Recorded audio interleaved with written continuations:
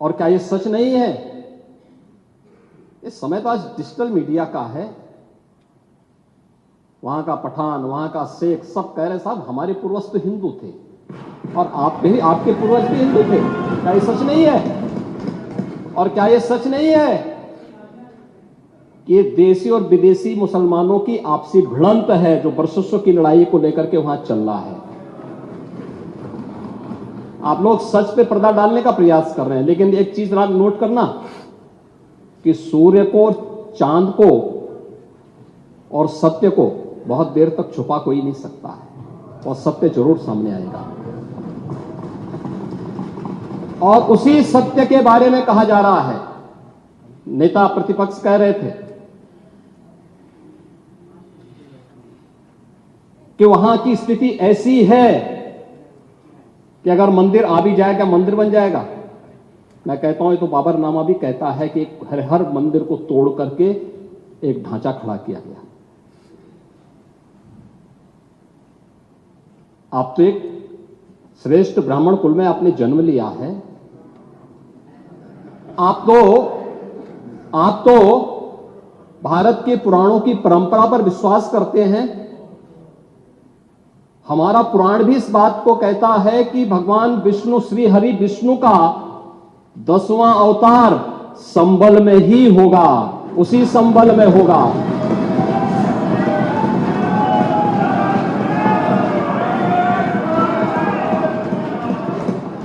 और यह तो केवल सर्वे की बात थी। माननीय न्यायालय के आदेश पर जिलाधिकारी का मतलब जिले का एडमिनिस्ट्रेटिव हेड, पुलिस अधीक्षक उस जिले की पुलिस फोर्स का मुखिया है।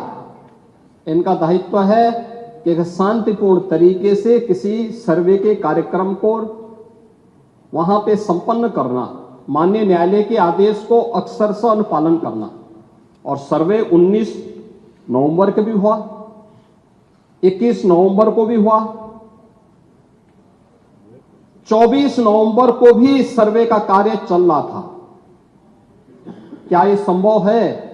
नहीं, 21 को संपन्न नहीं हुआ था। ये लगातार सर्वे का काम चल रहा था। और सर्वे के कार्य के दौरान पहले 2 दिन कोई भी शांति भंग नहीं हुई। तीसरे दिन जब 23 नवंबर को जुमे की नमाज के पहले और जुमे की नमाज के दौरान जिस प्रकार की तकरीरें दी गई, उन तकरीरों के बाद माहौल खराब हुआ और फिर उसके बाद जिस प्रकार की स्थितियां की गई थी वो सबके सामने थी। और इसलिए मैं कह रहा हूं, हमारी सरकार ने तो पहले ही कहा कि हम जुडिशियल कमीशन बनाएंगे। ये एक्ट के अंतर्गत ही कमीशन बना हुआ है। माननीय सदन में उसकी रिपोर्ट भी आएगी। दूध का दूध और पानी का पानी सबके सामने आएगा। मैं केवल एक बात कहना चाहता हूं कि अगर संभल के बारे में हम जब बात करते हैं महोदय, एक लंबा सिलसिला है इस संभल का। और अगर मैं संभल की जब चर्चा करता हूं तो संभल में कैसे माहौल खराब किया गया वहां पे। ये संभल में दंगों का जो इतिहास है 1947 से ही प्रारंभ होता है। 1947 में एक मौत होती है। 1948 में 6 लोग मारे जाते हैं। 1958 में भी दंगा होता है। 1962 में भी दंगा होता है। 1976 में भी 5 लोगों की मौत वहां पर हुई थी। और 1978 में 184 हिंदुओं को सामूहिक रूप से जला दिया गया था। 184 हिंदुओं को हत्या हुई थी, हिंदुओं की हत्या हुई थी और जलाया भी गया था। और 184 हिंदू मारे गए थे वहां। 184 मैं वही तो कह रहा हूं ना, आप उस सच को स्वीकार नहीं करेंगे, आप उस सच्चाई को स्वीकार नहीं करेंगे। और लगातार कई महीनों तक वहां कर्फ्यू था। 1980 में फिर दंगा हुआ था,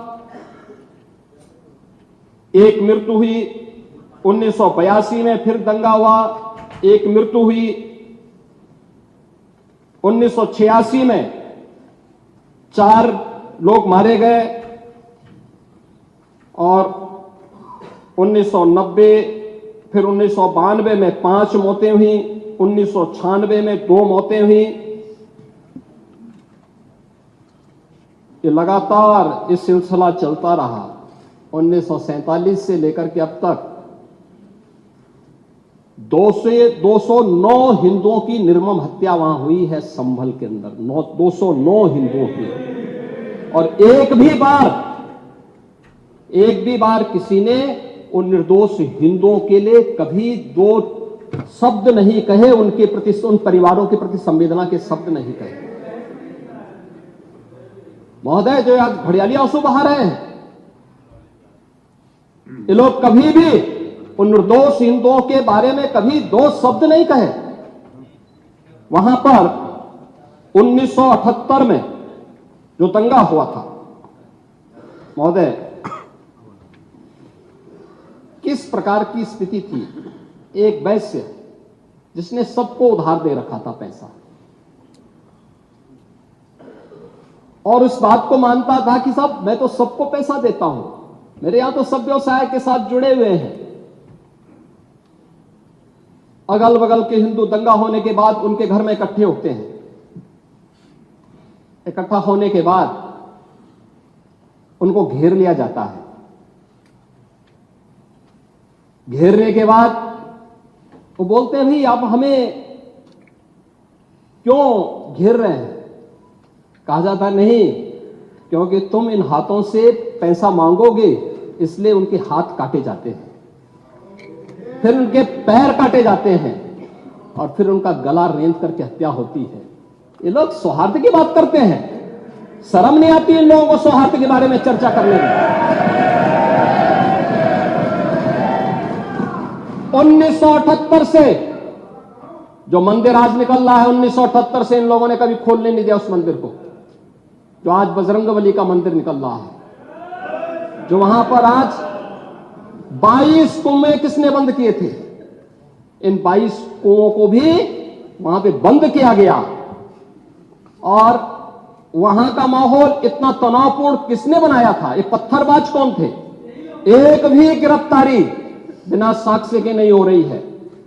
और याद रखना, जिसने पत्थरबाजी की होगी, जिसने माहौल खराब किया होगा, उसमें एक भी बचने वाला भी नहीं है,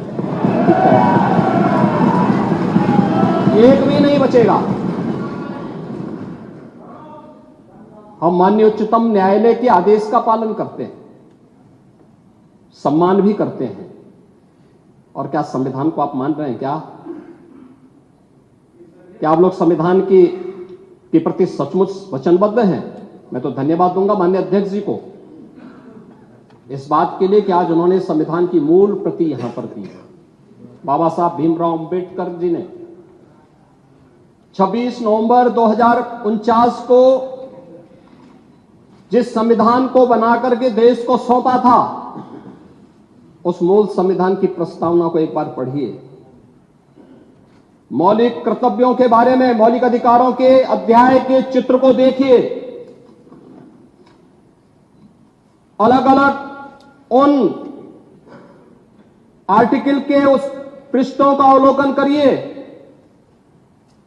आपको उसमें राम भी नजर आएंगे, कृष्ण भी नजर आएंगे। लंका दहन के उपरांत तो बजरंगबली भी नजर आएंगे, ज्ञान का उपदेश देने वाले बुद्ध भी नजर आएंगे। भारत की समृद्ध परंपरा का दर्शन आपको उस संविधान में मिलेगा जो बाबा साहब भीमराव अंबेडकर ने दिया था। लेकिन उस मूल संविधान में कहीं भी धर्मनिरपेक्ष या पंथ निरपेक्ष या फिर समाजवाद शब्द नहीं है। और ये आप सबकी आंखों को खोलने वाला होना चाहिए।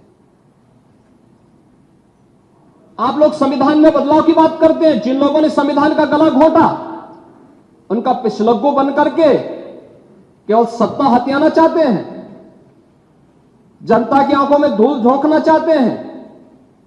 ये नहीं हो सकता। ये देश आपको नहीं करने देगा, और वह प्रति आपको दी गई है, आप उसका अवलोकन करिए। और मैं नेता विरोधी दल को इसलिए बोलना चाहता हूं, बुद्ध ने करुणा और मैत्री का संदेश उस कालखंड में दिया था जब विदेशी हमले होने शुरू हो गए। लेकिन उससे पहले राम ने कहा था, निस्सरहीन करो मई भुज उठाए प्रण कीन। उससे पहले भगवान कृष्ण ने भी कहा था, परित्राणाय साधूनाम विनाशाय च दुष्कृताम। और हम तो राम और कृष्ण को ही मानते हैं, बुद्ध पर विश्वास करते हैं, उन्हीं को आदर्श मान करके हम लोग कार्य करते हैं। शासन पद्धति एक भी इंच इधर उधर नहीं करते उसकी जगह। और इसीलिए मैं आपसे कहने के लिए आया हूं, संभल की घटना या कुंदर की कीजिए, जैसे ही आपके खटाखट की असलियत सामने आई, जनता ने कहा सपाचक। उपचुनाव में 9 में से 7 तो भारतीय जनता पार्टी और एनडीए गठबंधन जीता है। और यही नहीं, सीसामऊ और करहल, याद करिए 2022 में समाजवादी पार्टी ने करहल में 70,000 से लगभग 67,000 से जीती थी। इस बार वह मात्र 13-14 तक आ गई है। वो भी चच्चू थोड़ा वहां पे कृपा कर लिए, नहीं तो वहां भी सपा चढ़ तय था। अगली बार होगा, अगली बार होगा चच्चू, अरे आप चिंता मत करिए, अगली बार नहीं रहे, बहुत ज्यादा रहे। अगली बार सीसामऊ में भी बाल बाल बच गए। और इसलिए इस बौखलाहट में कि कुंदरकी में लोगों को अपनी जड़ें याद आने लग गई हैं। अब आपने देखा होगा उन लोगों के वक्तव्य को, डिजिटल मीडिया में थोड़ा अवलोकन करिए और देखिए वहां पे जब लोग चिल्ला चिल्ला के बोल रहे हैं कि इन विदेशियों से पिंड छुड़ाना है, क्या बोल रहे हैं लोग। सबको अपनी जड़ें याद आने लग गई हैं। और मुझे लगता है जिस दिन इकबाल महबूब जी को भी अपनी जड़ें याद आएंगी, वह भी फिर यही बात बोलेंगे जो इधर के माननीय सदस्य कह रहे हैं। महोदय, मैं उनसे कहूंगा कि एक बार बाबरनामा का जरूर, बाबरनामा को जरूर पढ़ें।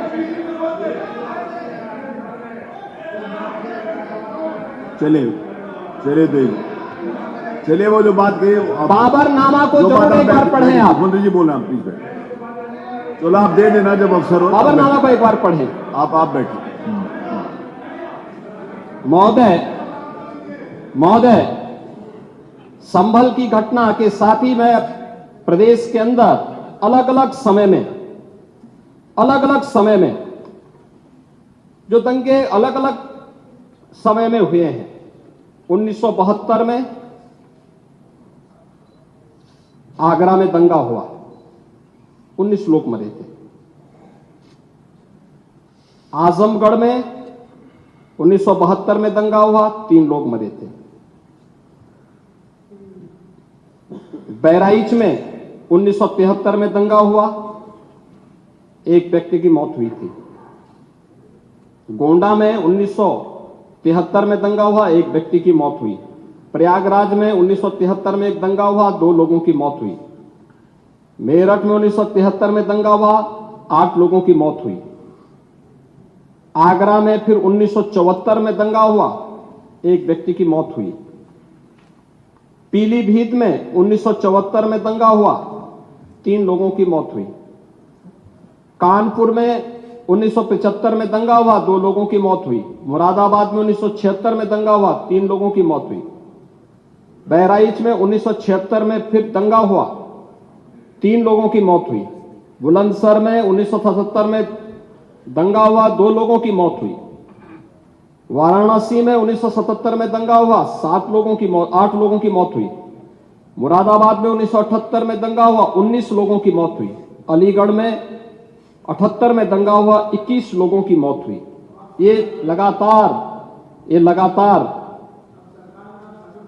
मैं क्या कर रहा हूं, उसमें आप भी थे, जिसके कारण लोकतंत्र सेनानी आप कहलाते हैं, लोकतंत्र सेनानी कहलाते हैं मल्होत्रा जी। उसी के नाम पर आप लोग, मैं क्या कर रहा हूं, ये दंगे हुए हैं, मैं उन दंगों के बारे में बोल रहा हूं जिन दंगों के कारण लगातार माहौल खराब हुआ है प्रदेश का। और आज प्रदेश के अंदर सुरक्षा का जो एक माहौल है, कानून व्यवस्था की जो एक स्थिति पैदा हुई है, लोगों को सुरक्षा पे विश्वास है, कानून व्यवस्था पर विश्वास है, उसी का परिणाम है कि 40 लाख करोड़ रुपए का निवेश का प्रस्ताव उत्तर प्रदेश को प्राप्त होता है।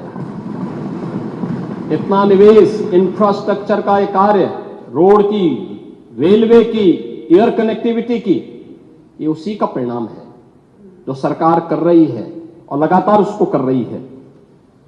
महोदय, मैं केवल ये कहना चाहूंगा कि आखिर मैं नेता विरोधी दल से ये पूछना चाहता हूं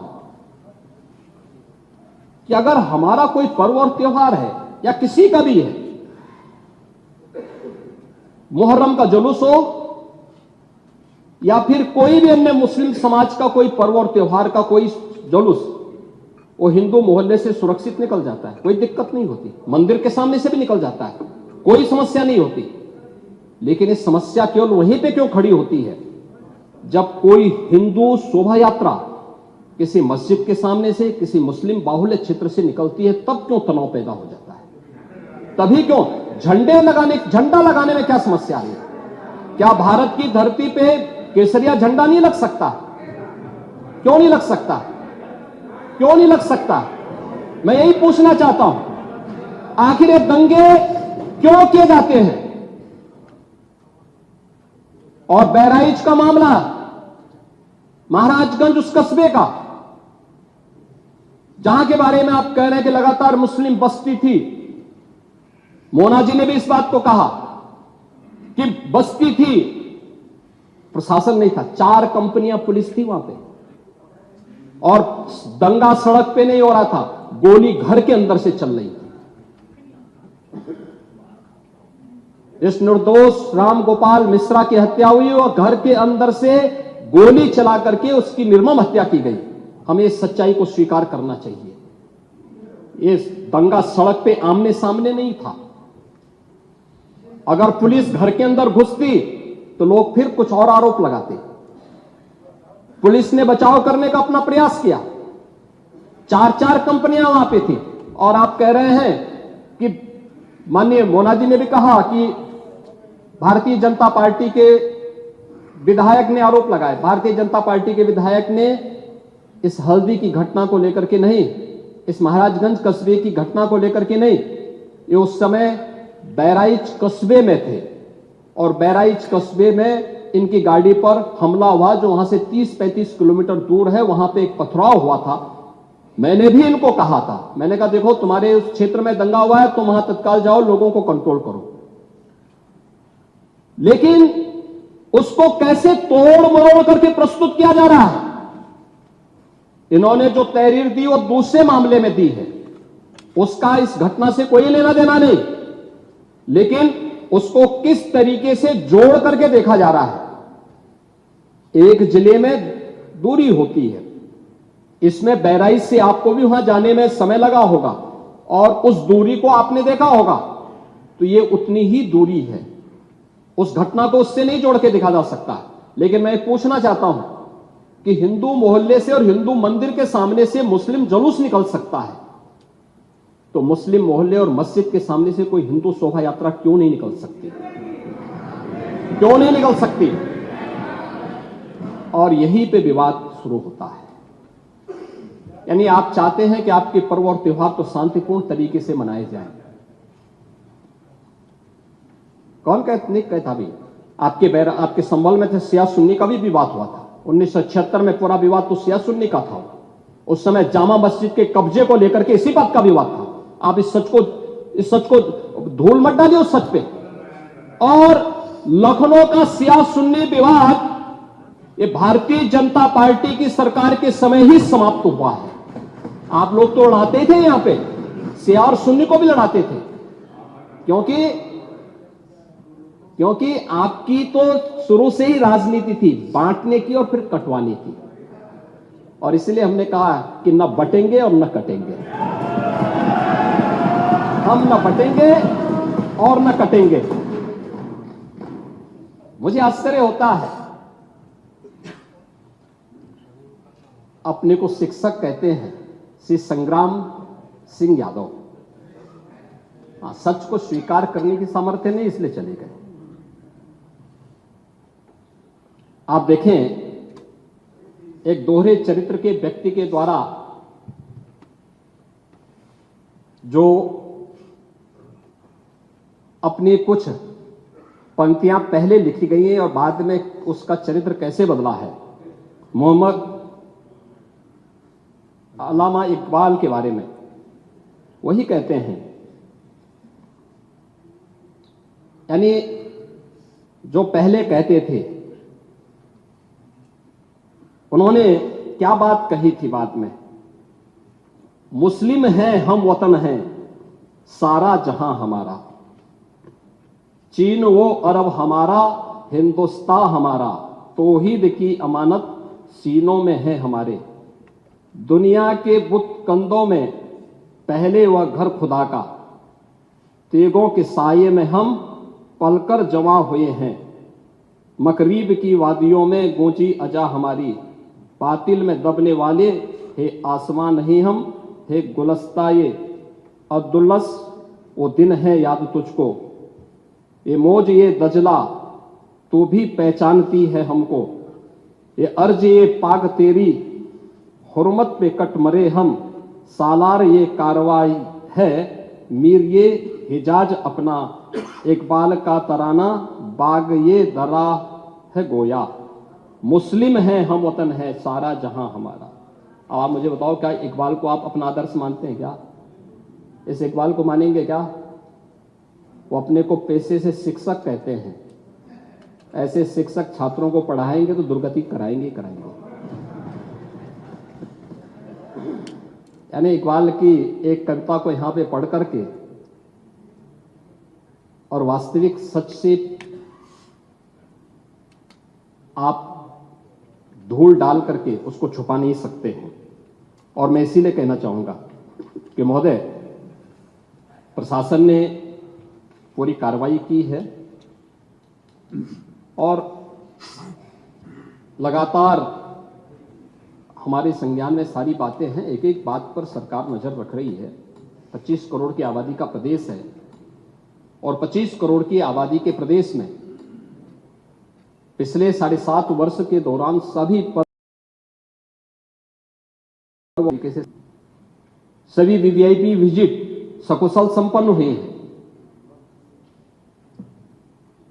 अयोध्या में श्री राम जन्मभूमि पर भगवान राम के भव्य मंदिर के कार्यक्रम को भी, जिसको लेकर के आप बहुत बड़ा पहले प्रदेश के मन में भय पैदा करते थे, वह भी सकुशल संपन्न हुआ।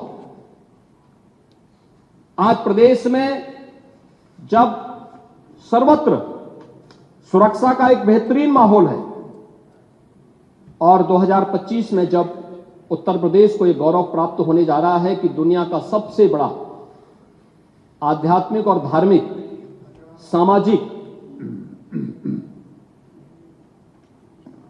जो उत्सव हो, एक महापर्व है महाकुंभ प्रयागराज, जिसमें पूरी दुनिया का एक समागम होने वाला है, जब इसे आयोजित करने का अवसर प्राप्त हो रहा है, तब मैं विपक्ष के अपने साथियों से कहना चाहूंगा कि प्रदेश के माहौल को अपने वक्तव्यों से और अपने करतूतों से कृपया खराब न करें। प्रदेश आगे बढ़ना चाहता है, विकास के अपने लक्ष्यों को प्राप्त करना चाहता है, लेकिन मैं इस बात के लिए आश्वस्त करूंगा कि 25 करोड़ जनता को सुरक्षा देना, उनकी हर प्रकार से हिफाजत करना ये प्रदेश सरकार की जिम्मेदारी है। लेकिन अराजकता, पत्थरबाजी और किसी भी इस प्रकार के आदेश के खिलाफ जो माननीय न्यायालय ने आदेश किया है, उसके बाद भी कोई कानून को अपने हाथों में लेकर के कानून को ठेंगा दिखाने का प्रयास करेगा तो सरकार उससे सख्ती से निपटने का काम भी करेगी। और वही सख्ती वहां पर आवश्यक है जहां पर लोगों ने माहौल खराब करने का प्रयास किया है। एक भी निर्दोष नहीं जाएगा। जितने भी विजुअल्स होंगे उसके वीडियो फुटेज हैं, गोली चलाते हुए, कट्टा लहराते हुए, तलाशी के दौरान पत्थरबाजी करते हुए, घरों की छतों के ऊपर जो पत्थर रखे गए हैं, ये सारी विजुअल्स हमारे पास हैं और उसके अनुरूप ही कार्रवाई होगी। हां, ये जरूर आश्वस्त करते हैं कोई निर्दोष के खिलाफ कोई कार्रवाई नहीं होने वाली, अब तक नहीं हुई है, आगे भी नहीं होगी। लेकिन कोई दोषी होगा उसको कोई बचा भी नहीं पाएगा। यह भी मैं इस सदन के माध्यम से पूरे प्रदेश के अंदर बहुत स्पष्टता के साथ कहना चाहूंगा कि सरकार की जीरो टॉलरेंस की नीति पहले दिन से है। अपराध और अपराधियों के प्रति, दंगों और दंगाइयों के प्रति वही जीरो टॉलरेंस की नीति के साथ सरकार कार्य करेगी। इन दोनों मामलों में राजनीति की बजाय हमें समग्रता की दृष्टि से देखना होगा। और समग्रता की दृष्टि से ये जो मैंने पहले माननीय नेता विरोधी दल को कहा कि आखिर ये कहां लिखा है संविधान में कि किसी मुस्लिम बाहुल्य क्षेत्र में हिंदू शोभा यात्रा नहीं निकल सकती, और जब आप रोकते हैं तभी हिंदू पक्ष से भी रिएक्शन आता है कि साहब हम भी नहीं जाने देंगे। भाई मुझे आश्चर्य होता है इन बातों